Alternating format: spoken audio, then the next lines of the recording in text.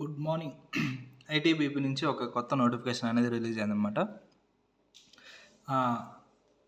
Recruitment ఏమంటే ప్రతి ఒక్క డిపార్ట్మెంట్కి వెహికల్స్ అనేది చాలా ఇంపార్టెంట్. ఓకేనా. వెహికల్స్ని రిపేర్ చేయడానికి మెకానికల్ కూడా చాలా చాలా చాలా ఇంపార్టెంట్. ఓకేనా. అలాంటిదే మన బార్డర్ పోలీస్ వారు ఒక రిక్రూట్మెంట్ అనేది లాంచ్ చేసింది అనమాట. అది ఏంటంటే మోటార్ మెకానిక్. ఏదైతే మనకు ఉంటారు కదా ఇండో టిబెటియన్ బార్డర్ పోలీస్ వాళ్ళు, వాటికి సంబంధించి వెహికల్స్ గురించి రిపేర్ చేయడానికి ఒక మోటార్ మెకానిక్ అనేది నోటిఫికేషన్ అనేది రిలీజ్ అయిందన్నమాట. అవి ఎన్ని రిలీజ్ అయ్యాయి, అలాగే వాటికి సంబంధించి క్వాలిఫికేషన్ ఏంటి, వాటికి సంబంధించి ఏజ్ ఏంటి, అప్లై చేయడానికి గల ఏజ్ ఏంటి, క్వాలిఫికేషన్ అనేది గురించి ఇప్పుడు మన ఈ వీడియోలో మాట్లాడుకుందాం. ఇప్పుడు అప్లికేషన్ ఫీజు సంబంధించి చూస్తే ఎవరైతే అదర్ కేటగిరీస్ ఉంటారో, ఫర్ ఎగ్జాంపుల్ ఎస్సీ ఎస్టీ అలాగే ఎక్స్ సర్వీస్, వీళ్ళు కాకుండా ఎవరైతే డిపార్ట్మెంట్ ఓసీ వారు బీఈబీసీ వారు ఉంటారో వాళ్ళకి సంబంధించి ఓన్లీ ₹100 మాత్రమే. ఎవరైతే SC ST ex service man ఉంటారో వాళ్ళకైతే ఏం లేదనమాట. అప్లికేషన్ ఫీజు అనేది వచ్చేసి ₹100 మాత్రమే. ఓకేనా. వీటికి సంబంధించి మనం ఈ నోటిఫికేషన్ చూసుకుంటే మొత్తం 51 పోస్టులు అనేది రిలీజ్ అయ్యాయి అనమాట. ఓకేనా. వాటికి సంబంధించి లాస్ట్ డేట్ కూడా ఈ నెల మాత్రమే ఉంటుంది. ఈ నెల 22 వరకు లాస్ట్ డేట్ అనమాట. ఓకేనా. ఎవరైతే ఈ వీడియో చూసే వాళ్ళు ఉంటారో వారు తొందరగా అప్లై చేసుకోండి అనమాట. ఓకేనా. అలాగే దీనికి సంబంధించి వయసు విషయానికి వచ్చేసి మినిమం ఏ ఉద్యోగానికైనా 18 సంవత్సరాలు అనేది ఇంపార్టెంట్. ఓకేనా. 18 సంవత్సరాలు ఎవరైతే నిన్ను ఉంటారో వాళ్ళు ప్రతి ఒక్క జాబ్స్కి ఎలిజిబుల్ అనమాట. తర్వాత వచ్చేసి 25 సంవత్సరాల వరకు అప్లై చేసుకోవచ్చు అనమాట. ఎవరైతే 25 సంవత్సరాలు మించి ఉంటారో వాళ్ళు కూడా అప్లై చేసుకోవచ్చు. కొన్ని కేటగిరీస్ వారికి మాత్రమే ఏజ్ అనేది సడలింపు అనేది ఉంటుంది అనమాట. ఓకేనా. అందులో వచ్చేసి ఇప్పుడు క్వాలిఫికేషన్కి సంబంధించి చూసుకుంటే హెడ్ కానిస్టేబుల్ అలాగే కానిస్టేబుల్ 2 డిపార్ట్మెంట్లు. హెడ్ కానిస్టేబుల్కి సంబంధించి మోటార్ మెకానిక్, ఇందాక మనం చెప్పుకున్నాం కదా మెకానిక్స్ గురించి. మోటార్ మెకానిక్ మొత్తం 7 ఉన్నాయి. వాటికి సంబంధించి 12th క్లాస్ పాస్ అవ్వాలి, అలాగే ఐటీఐ పాస్ అవ్వాలి. ఓకేనా. అలాగే డిప్లొమా ఎవరైతే చేసి ఉంటారో వాళ్ళు కూడా ఎలిజిబుల్ అవుతారు, ఆటోమొబైల్ ఇంజనీర్స్. సరేనా. హెడ్ కానిస్టేబుల్ మోటార్ మెకానిక్ ఇది అనమాట క్వాలిఫికేషన్. అలాగే కానిస్టేబుల్ మోటార్ మెకానిక్ సంబంధించి 10th క్లాస్ మరియు ఐటీఐ ఈ 2 చేసింటే చాలు అనమాట. మనం కానిస్టేబుల్గా అనేది కూడా అప్లై చేసుకోవచ్చు అనమాట. మొత్తం 4 వేకెన్సీస్ ఉన్నాయి. ఓకేనా. వీటికి సంబంధించి మనం డీటెయిల్గా నోటిఫికేషన్ అనేది చూసుకుంటే ఇదే అనమాట. ఓకేనా. దీనికి సంబంధించి ఏ కేటగిరీ వైజ్ మనం ఎన్ని వేకెన్సీ అనేది చూసుకుంటే ఇప్పుడు హెడ్ కానిస్టేబుల్కి సంబంధించి మొత్తం 7 వేకెన్సీస్ ఉన్నాయి కదా. అందులో అన్రిజర్వ్డ్ 2, ఎస్టీ 3, ఓబీసీ 1, ఈడబ్ల్యూఎస్ 1, మొత్తం 7. అలాగే కానిస్టేబుల్ మోటార్ మెకానిక్ గురించి మనం మాట్లాడుకుంటే మొత్తం 44 వేకెన్సీస్ ఉన్నాయన్నమాట. Unreserved 17, SC 7, ST 7, OBC 7, EWS 6, మొత్తం ఇలా 44 ఉన్నాయన్నమాట. సరేనా. వీటికి సంబంధించి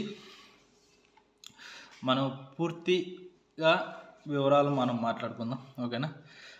వాళ్ళకి సంబంధించి శాలరీ ఎంత ఉంటుంది.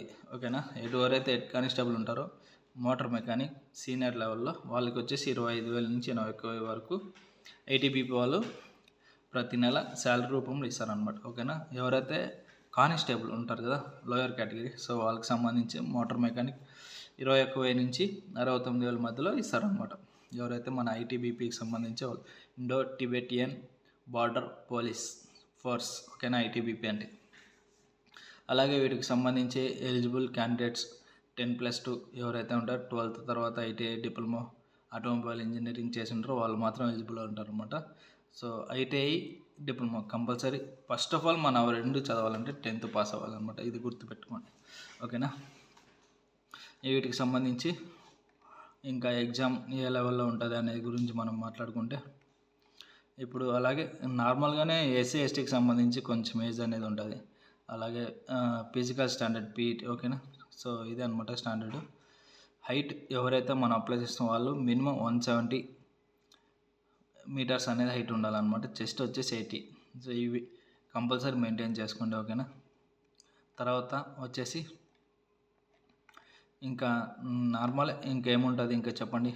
సో అప్లై ఏ విధంగా చేసుకోవాలి, వాటికి సంబంధించి ఎగ్జామ్ ఏ విధంగా ఉంటుంది, అలాగే పీఈటీ ఏ విధంగా ఉంటుంది అనేది గురించి ఇప్పుడు మనం మాట్లాడుకుంటే, పీఈటీ ఫిజికల్ ఎఫిషియెంట్ టెస్ట్, ఓకేనా.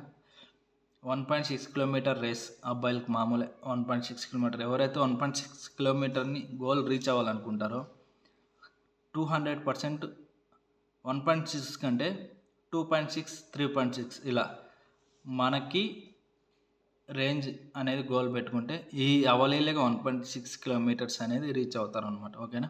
అలాగే దానికి సంబంధించి లాంగ్ జంప్ 11 ఫీట్ 3 ఛాన్సెస్ ఉంటాయి అనమాట. సో 3 ఛాన్స్లో మనం కంపల్సరీ లాంగ్ జంప్ 11 అడుగులు అనేది గోల్ రీచ్ అవ్వాలి. సో అప్పుడే మనకి 3 ఛాన్స్లో మనం అటెండ్ అవ్వలేదంటే మనం రిజెక్ట్ చేస్తారనమాట. అలాగే హై జంప్ 3.5 అడుగులు, ఓకేనా.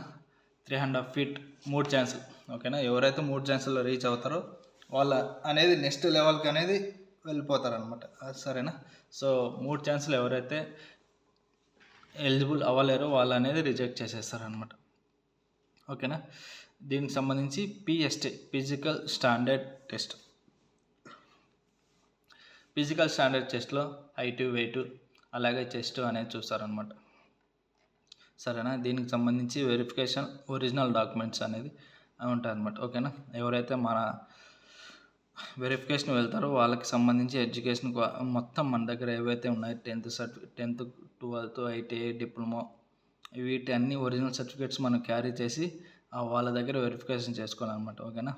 సో ఎవరైతే ఎస్సీ ఎస్టీ కేటగిరీకి సంబంధించి ఉంటారో వాళ్ళు కూడా కేటగిరీ క్యాస్ట్ సర్టిఫికేట్ కూడా కంపల్సరీ తీసుకొని రండి, ఓకేనా. ఇంకా మనం ఎగ్జామ్ గురించి ఇప్పుడు మనం మాట్లాడుకుంటే మొత్తం 100 మార్క్స్ అనేది ఉంటుంది, ఓకేనా. 100 మార్క్స్లో ఏ సబ్జెక్ట్ వైజ్గా ఎన్ని మార్క్స్ ఉంటాయి. జనరల్ నాలెడ్జ్ 10 క్వశ్చన్స్, అలాగే mathematics 10 questions, Hindi or English 20 questions ఉంటాయన్నమాట. అలాగే ఎవరైతే చేసింటారో డిప్లొమా మోటార్ మెకానిక్ అనే అలా ట్రేడ్ వైజ్ 60 మార్కులు ఉంటాయి అన్నమాట థియరీ. సో ఇలా మొత్తం వచ్చేసి 100 మార్క్స్ ఉంటుంది.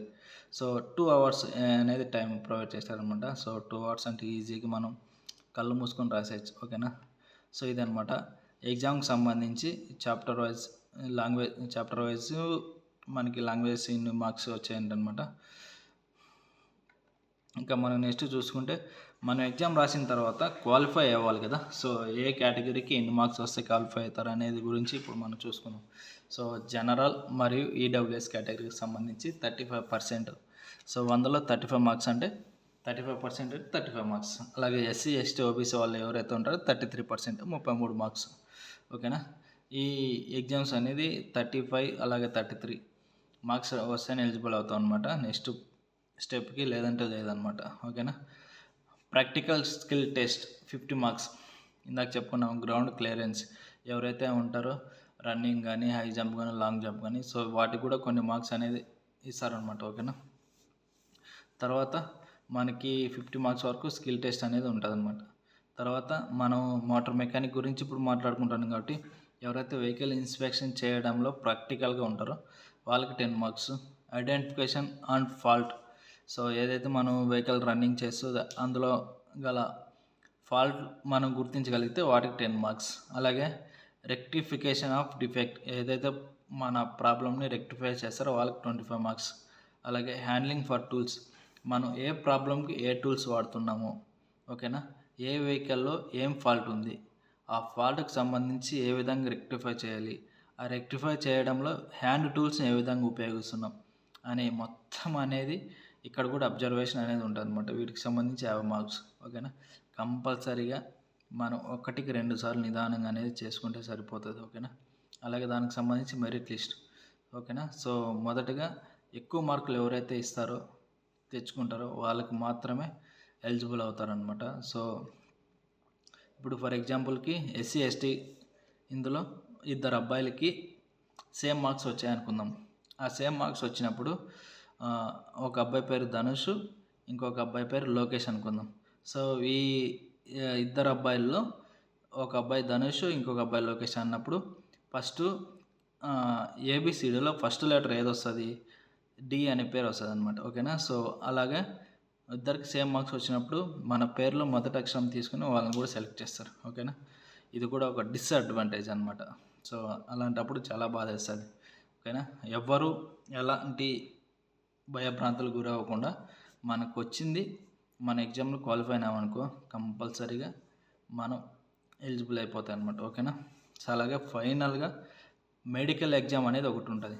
ఓకేనా, ఆ మెడికల్ ఎగ్జామ్లో మనం క్వాలిఫై అయితేనే నెక్స్ట్ స్టెప్కి మనం తీసుకెళ్తారు. ఓకేనా, అప్పుడే మనం ఫిట్ అనే ఒక సర్టిఫికేట్ ఇస్తారనమాట. ఆ సర్టిఫికేట్ కూడా మనకు చాలా యూజ్ఫుల్ అవుతుంది. ఓకేనా, ఎవరైనా తెలియని వాళ్ళు ఉంటే మెడికల్ టెస్ట్ కూడా వాళ్ళు చేసుకోవచ్చు అనమాట. ఓకేనా, దీనికి సంబంధించి ఇదే అనమాట ఐటీబీపీకి సంబంధించిన నోటిఫికేషన్. ఓకేనా, ఎగ్జామ్ గురించి మాట్లాడుకున్నాం, అలాగే ఏజ్ గురించి మాట్లాడుకున్నాం, కేటగిరీ వైజ్ మాట్లాడుకున్నాం, అలాగే ఏజ్ గురించి, కేటగిరీ గురించి, ఎగ్జామ్ గురించి, ఎన్ని మార్క్స్ వస్తే ఎన్ని మార్క్స్ రావాలి అనేది కూడా మనం పూర్తిగా ఈ వీడియోలో మనం మాట్లాడుకున్నాం కదా.